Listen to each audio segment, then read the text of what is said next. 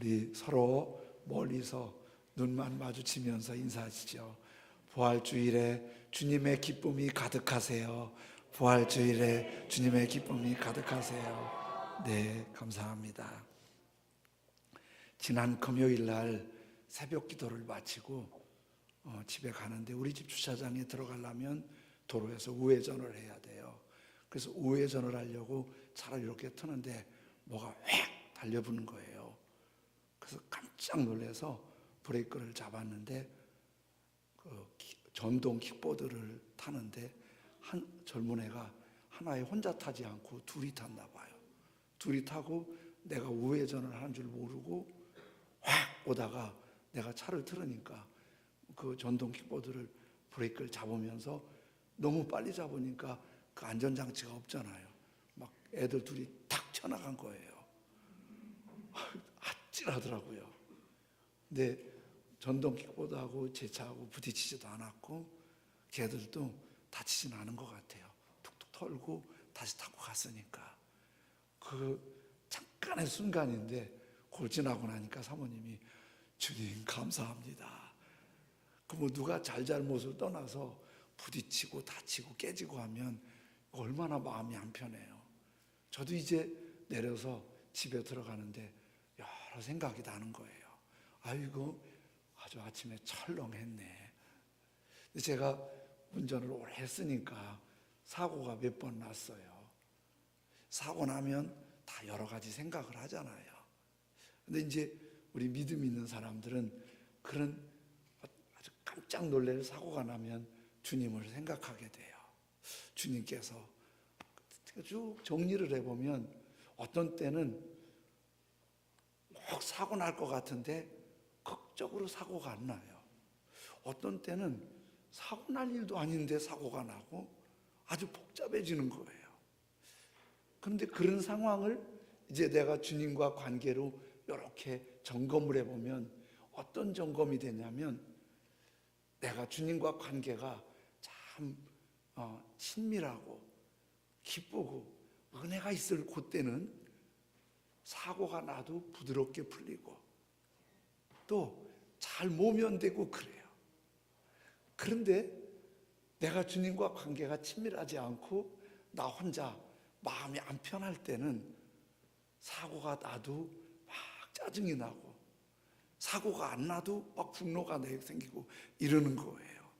그 주님과 나와의 관계가 우리에게 참 중요하다는 게 우리 그리스도인들이 항상 인식하고 생각해야 될 내용들이에요. 오늘 교회에 오실 때 여러분 모두 각자를 이렇게 잘 다듬고 오셨죠? 머리도 좀 정리하시고 얼굴도 씻고 모두 좀 바르고 또 옷도 어떤 옷을 입을까? 심지어 신발도 어떤 신발을 신을까? 다 보고 거울 앞에서 몇 번 만져보고 확인해보고 그러고 오셨죠? 근데 여러분 혹시 여러분 마음도 한번 돌아보고 오셨어요? 내 마음 상태가 지금 편안한지, 내 마음 상태가 따뜻한지,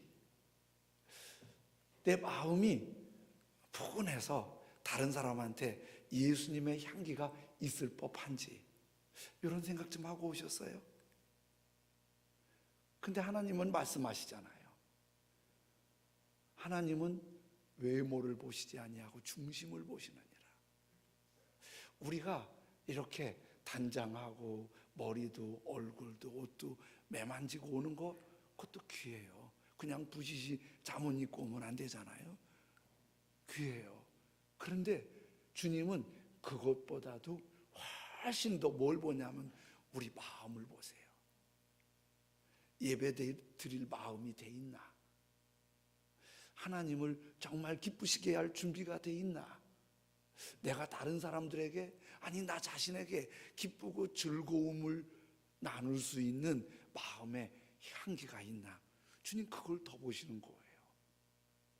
그러니까 어찌 보면요 외모를 다듬는 것보다 주님은 우리 마음을 좀 돌아보기를 원하세요. 이거 얼만큼 중요하냐면 내 마음이 불편하고 약간 꼬여 있잖아요. 별것도 아닌 것에 싸워요. 그리고 상처를 받고 상처를 주고 막 부대끼고 문제를 만드는 거예요. 근데 마음이 주님의 보혈로 정결함을 얻고 성령의 기름 부음을 받고 말씀으로 잘 조정이 된 마음은 웬만한 거 웃어넘겨요. 마음이 편해서 다른 사람을 편하게 해줘요. 위로와 격려를 주는 말을 할 수 있게 되는 거예요. 그래서 그리스도인들은 예수님과 아주 가깝게 예수님의 은총 안에 사는 게 굉장히 중요한 거예요. 이걸 점검해야 돼요. 그렇게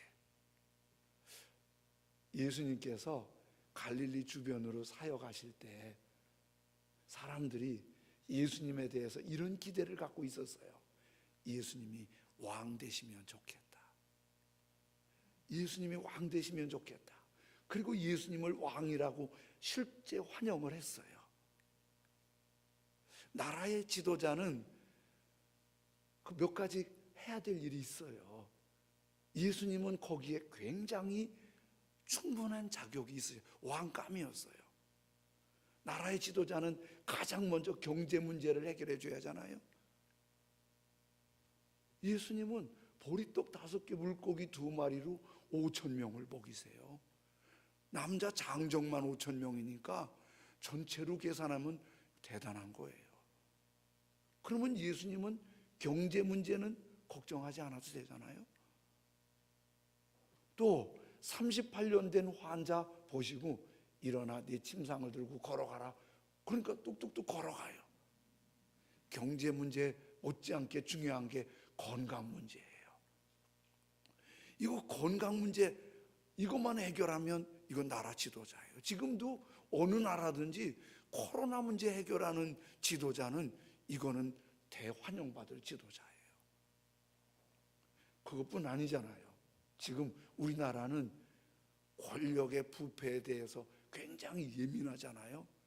그래서 요즘 등장하는 용어가 뭐예요? 공평과 정의. 근데 예수님은 지도자들이 부패하면 독사의 자식들아 그러면서 애절하게 막 무덤 호통치시는 거 보면은 예수님은 부패를 막는데 적격이신 거예요. 그러면 예수님은 충분히 왕감이에요. 지도자감이에요. 그래서 사람들이 예수님 왕 되세요, 예수님 지도자 되세요, 이런 거를 대놓고 말하기도 하고 마음에 품고도 있었던 거예요. 그때 제자들은 어땠을까요? 제자들은 은근히 기분이 좋았어요. 요압이 도망 다니다가 다윗을 만나서 다윗 따라다니다가 최고 지도자 밑에서 오른팔처럼 일했잖아요.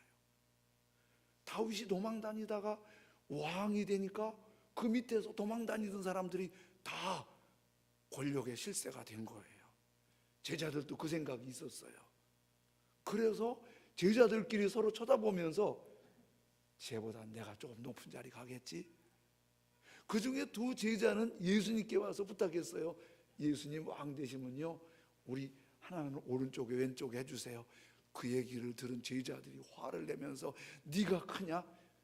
그 얘기를 쭉 읽어보면은 무슨 분위기냐면 대통령 선거할 때 막 선거운동하는 사람들이 왜 할까요? 하다 보면은 목숨 걸고 하는 사람들은 대통령이 된 다음에 자기도 한 자리 나올 거라고 생각을 하니까 그렇게 하는 거예요. 제자들이 그런 분위기예요. 그런데 제자들 마음에 들지 않는 그런 설레고 기대되는 분위기에 가끔 예수님께서 찬물 끼얹는 말씀을 하셨어요. 내가 말이야 예루살렘에 올라가면 예루살렘 지도자들한테 고생 혹독하게 하고 죽을 거야. 그리고 죽은 지 3일 만에 다시 살아날 거야. 근데 그게 죽는다는 말도 이해가 안 되고 다시 살아난다는 말도 이해가 안 됐어요. 죽는다는 말, 세상에 말씀 한마디에 바람과 파도도 잠잠케 하시는 그분이 그가 그들한테 죽을 리가 있나? 한 말씀이면 다 해결이 되지. 또 이해 안 되는 게 죽었는데 어떻게 또 살아나? 이것도 이해가 안 되는 거예요. 이해 안 되는 말씀을 하시는 거예요. 그래서 예수님이 간간히 그런 메시지를 주면은 제자들은 그걸 귀담아 듣지 않았어요. 그냥 하시는 말씀이겠지. 근데 그게 현실이 됐어요. 예루살렘에 올라가시더니 반대자들한테 붙들려서 최후의 만찬하고 겟셋만에 기도하고 내려오는데 붙들려가고 대제사장 뜰에서 혹독한 고통을 당하고 그리고 골고다까지 끌려가서 처참하게 죽으시는 거예요. 예수님 따라다니다가 출세할 거라고 생각했는데 이제는 출세는커녕 예수님 따라다니는 추종자라고 붙들려갈 수도 있고 같이 고난당할 수도 있고 그래서 숨어 살고 불안한 현실이 된 거예요.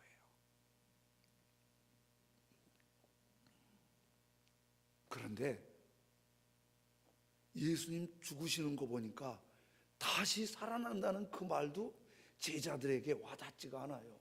저렇게 죽으신 분이 어떻게 살아난단 말이야. 근데 그 주님이 살아나셨어요. 그리고 예수님 죽은 자 가운데 다시 살아나신 분위기를 이렇게 말씀하세요. 21장 3절에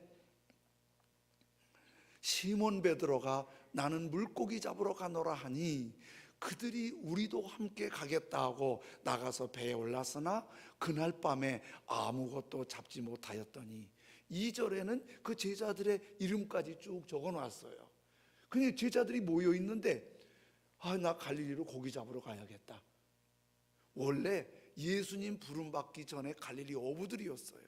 예수님 죽으셨고 부활하셨는데 갈릴리로 예전 직업 따라서 고기 잡으러 갔다. 근데 사실은 제가 이 말씀을 여러분한테 들은 기억이 있는데 기억하시나 모르겠어요. 예수님께서 제자들 보고 온 천하에 다니며 만민에게 복음을 전파하라, 모든 민족을 제자 삼으라 그렇게 말씀하셨는데 정작 예수님이 죽으시니까 부활하셨다는데도 그 사명 다 뒤로하고 먹고 살기 위해서 직업으로 돌아갔다고 믿음의 변질이라고 그랬어요. 그런데 그것도 주님이 주시는 메시지 하나예요. 그런데 2021년도 부활절에는 이 말씀에서 다른 메시지를 주세요. 베드로와 제자들이 갈릴리 고기 잡으러 갔어요.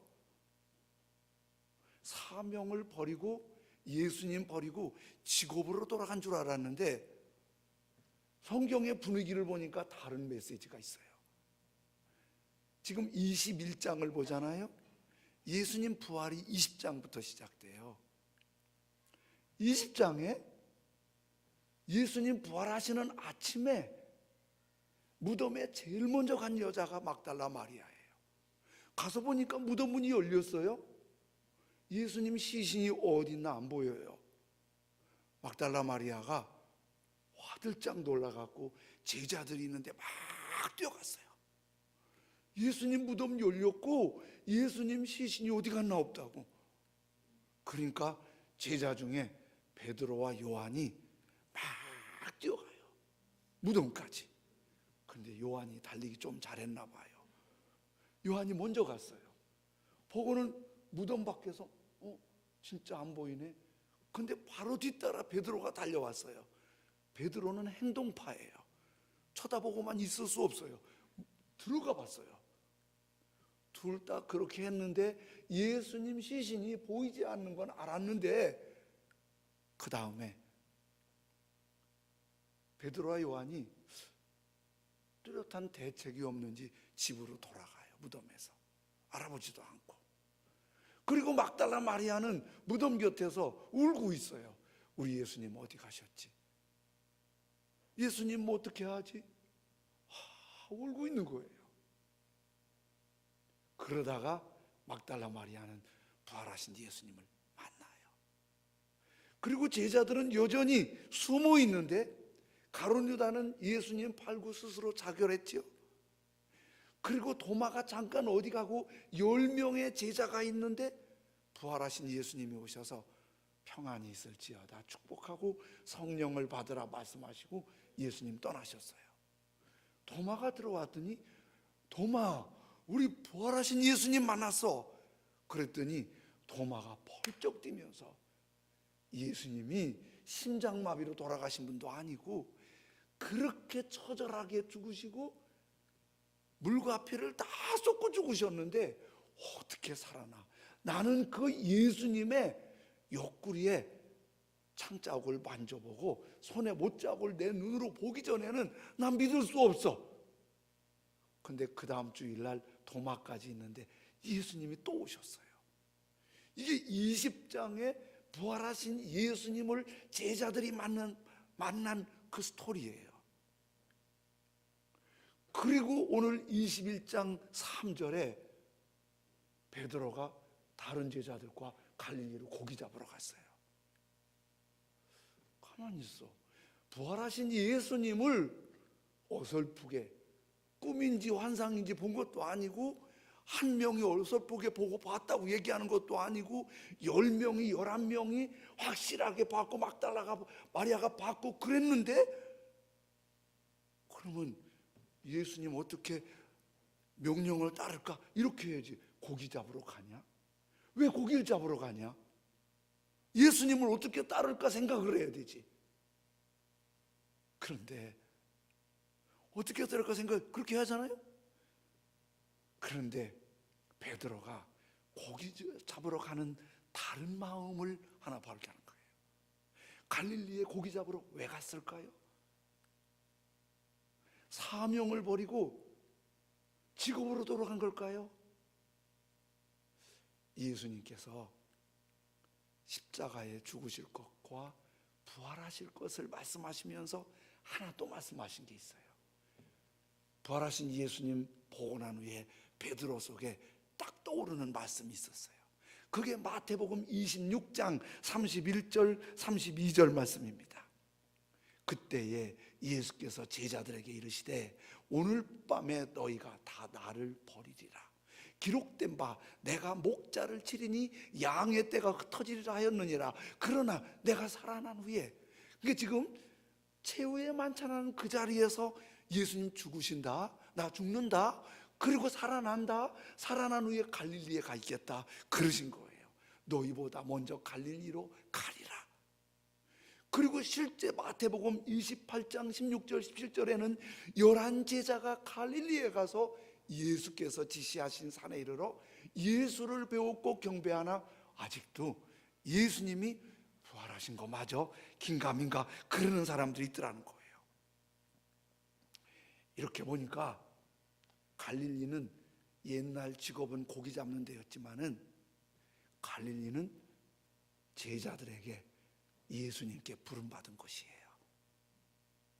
갈릴리는 예수님으로부터 제자 훈련을 받은 곳이에요. 갈릴리는 예수님의 향기가 묻어 있는 그런 땅이에요.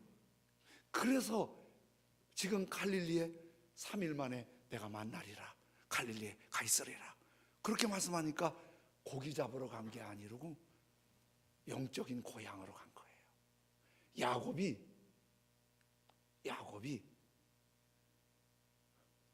어려움이 있을 때마다 생각나는 곳이 있어요.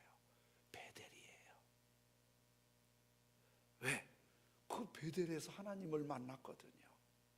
힘겹고 버거우면 그 베델에 가고 싶은 거예요. 그 베델에서 하나님께 기도하고 싶은 거예요. 우리에게도 그렇게 은혜 받았던 영적인 향수가 있는 고향이 있어요. 각자가 달라요. 지난 금요일 날 성찬을 했어요. 장로님, 부목사님 이렇게 같이 했어요. 성찬을 하셔갖고 다른 때도 하지만 그날은 성찬을 좀 길게 했어요. 동영상도 보고 떡은 떡대로 잔은 잔대로 나누면서 좀 길게 했어요. 왜? 금요일은 주님이 고난당하신 특별한 날이고 특별한 시간에 우리가 주님 앞에 엎드린 거예요. 그런데 떡을 받는데 달랐어요. 다른 때하고. 잔을 받는데 다른 때하고 달랐어요. 웅골하고 임재와 기름 부으심과 그 손길을 느낄 수가 있었어요. 집에서 기도할 수 있어요. 차 안에서 기도할 수 있어요. 그런데 우리가 기도하는 집으로, 예배하는 집으로 정하신 여기 와서 주님을 찬양하고 기도하면 달라요. 주님의 임재와 손길과 기름 부음을 경험하는 거예요. 성경에는 없지만은 제가 이런 추측이 되는 거예요. 어떤 추측이 되냐면,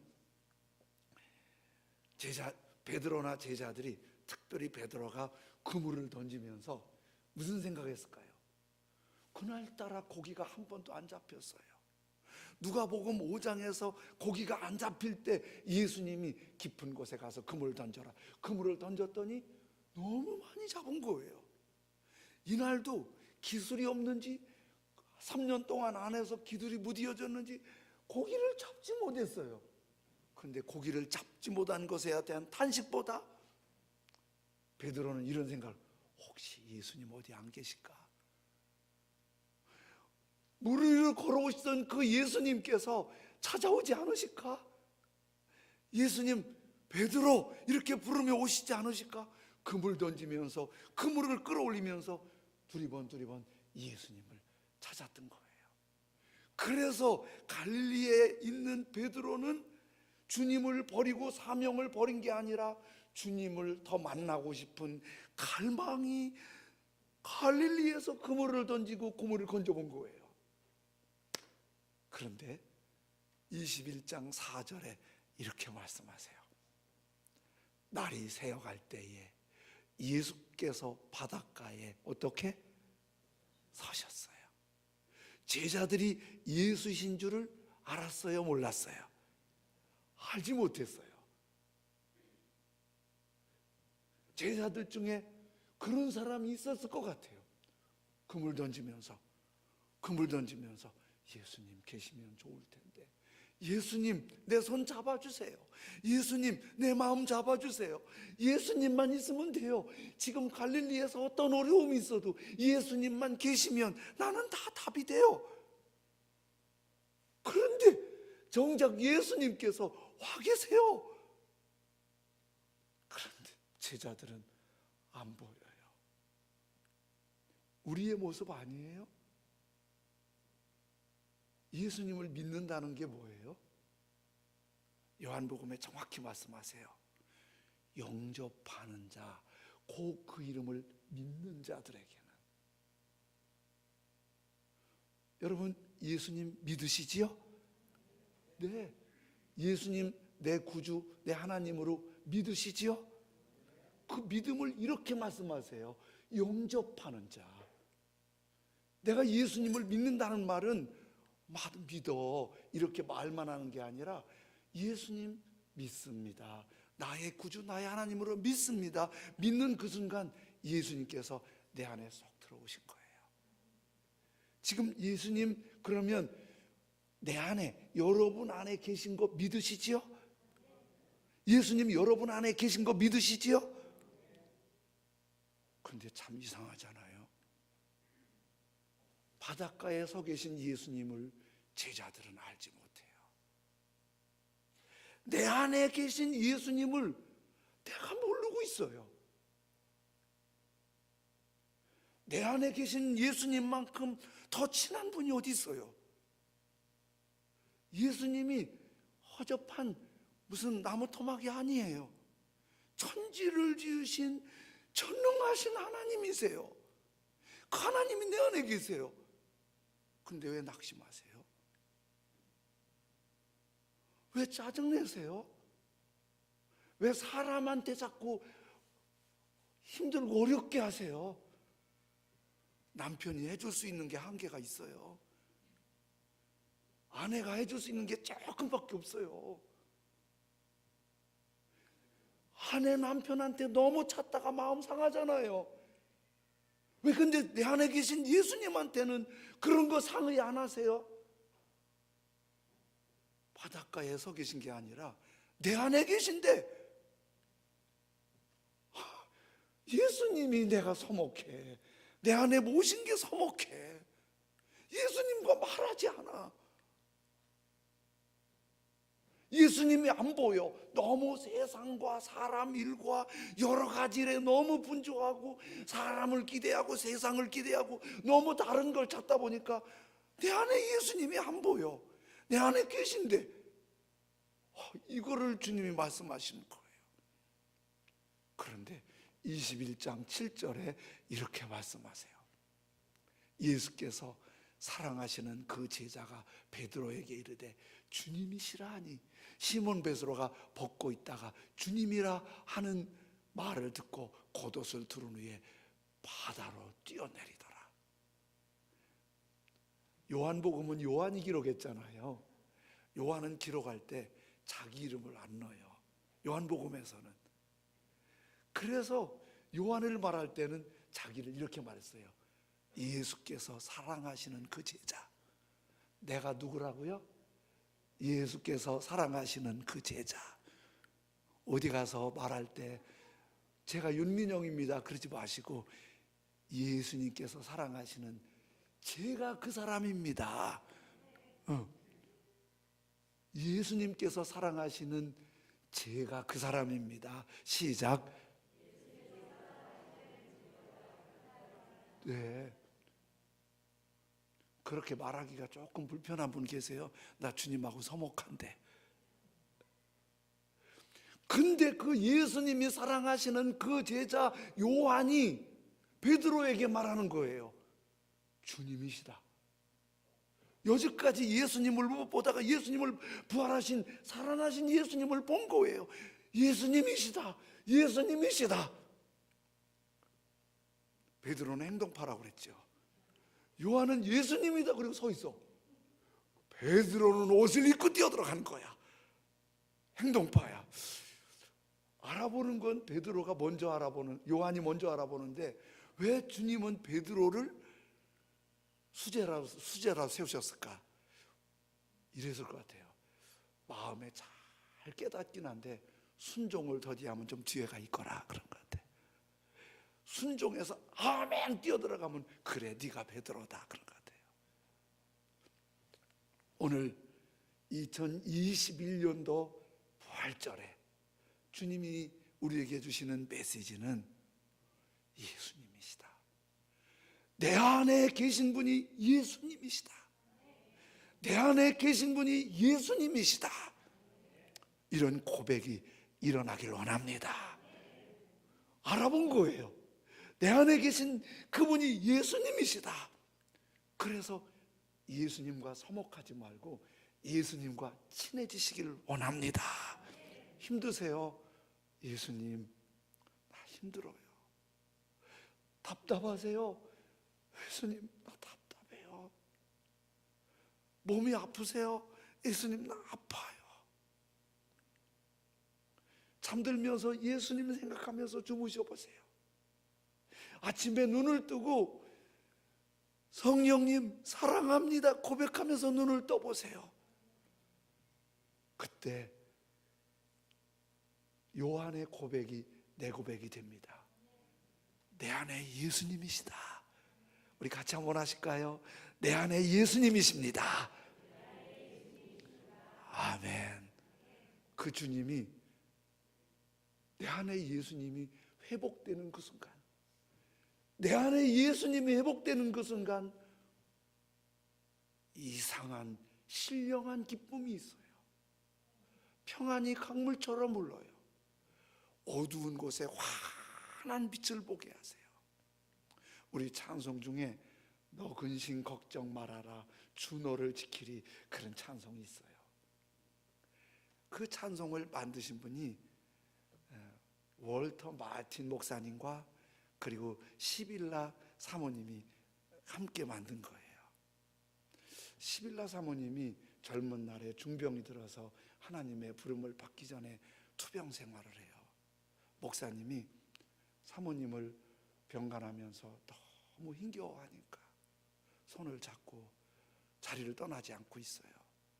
예배 시간인데 사모님이 목사님 보고, 목사님 빨리 교회 가서 예배 드리세요. 하나님이 받으시게. 교인들이 기다려요. 근데 목사님이 떠날 수가 없는 거예요. 사모님이 걱정 마세요. 주님이 날 지켜주세요. 다녀오세요. 목사님이 무거운 발걸음을 떼서 교회로 가서 예배를 드리고, 그리고 빨리 끝나자마자 돌아왔어요. 병실에 들어오니까 병실에 사모님 얼굴이 마치 스데반의 얼굴처럼, 천사의 얼굴처럼 환한 빛이 병실을 가득하게 하는 거예요. 그래서 사모님 옆으로 갔더니 사모님이 무슨 종이 한 장을 주시는 거예요. 무슨 메모지인데 그걸 보려고 했더니 그 순간 고개가 툭 떨궈지면서 거기서 세상에서 작별을 하는 거예요. 그 준 메모지는 주머니에 넣어놓고 목사님이 장례를 다 치러요. 장례 다 치르고 조금 안정이 돼서 그 메모지를 읽어봤어요. 사모님이 마지막 힘겨운 시간에 힘겨운 손으로 편지를 쓰는 거예요. 아니, 목회하는 구석구석마다 어려움이 있을 거예요. 그러나 주님께서 당신을 지켜주실 거예요. 아이들에게 어머니가 없는 삶을 산다는 게 만만한 일이 아니지만은 하나님께서 그 아이들의 삶을 지켜주실 거예요. 때로는 배고픈 날도 있을 것이고, 병들어 신음해야 되는 날이 있을 것이고, 인간관계가 얽혀서 고통해야 되는 날이 있을 것이고, 인정받지 못하고 오해받아서 신음해야 되는 날이 있을 거예요. 그러나 하나님 다 알고 계시고 하나님은 당신을 지켜주실 거예요. 근심 걱정하지 마세요. 하나님이 당신과 함께 할 거예요. 아내의 쪽지 편지를 보고 그 자리에서 빨리 메모를 해요. 시를 써요. 그 시가 우리 찬송가에 있는 432장이에요. 너 근심 걱정 말아라, 주 너를 지키리. 주 날개 밑에 거하라, 주 너를 지키리. 주 너를 지키리. 아무 때나 어디서나 주 너를 지키리. 늘 지켜 주시리.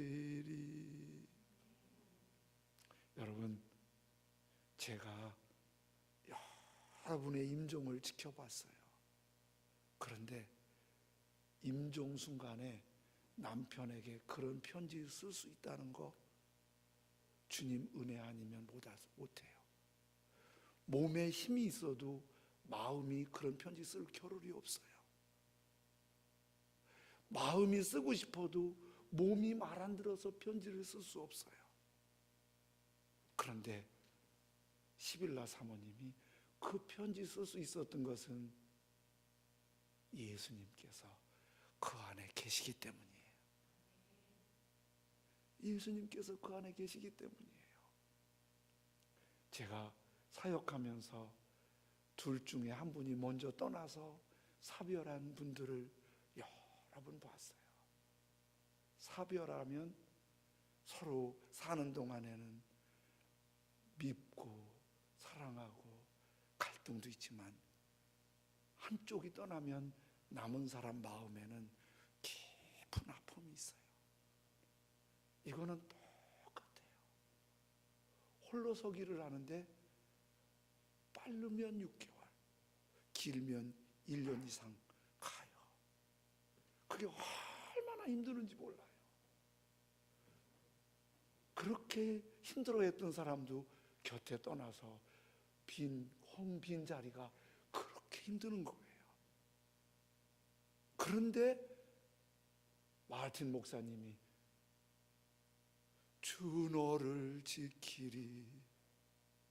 아무 때나 어디서나 주 너를 지키리. 늘 지켜 주시리. 어떻게 그럴 수가 있을까요? 그 안에 예수님이 계세요. 그 예수님이 떠나는 사모님도 살아가는 목사님도 계시니까 마치 요한이 예수님이시다, 예수님이시다 그러면서 모든 게 새로워지는 거예요. 바닷가에 계시지만 제자들이 몰라봐요. 아니 내 안에 계신데 그 예수님을 몰라봐요. 오늘 부활주일에 내 안에 예수님, 내 안에 예수님, 내 안에 예수님 회복되길 원합니다. 그 예수님 때문에 세상이 줄 수도 알 수도 없는 기쁨이 있고 행복이 있고, 그 예수님 때문에 험난한 길을 헤쳐나가고 다 복 있게 내 안에 계신 그 예수님 아주 친하게 복 있게 사시길 예수님의 이름으로 축복합니다. 아멘. 우리 찬송 드리는데 주 선한 능력으로 안으시네. 그 크신 팔로 날 붙드시네. 절망 속에도 흔들리지 않고 사랑하는 주 얼굴 배우리.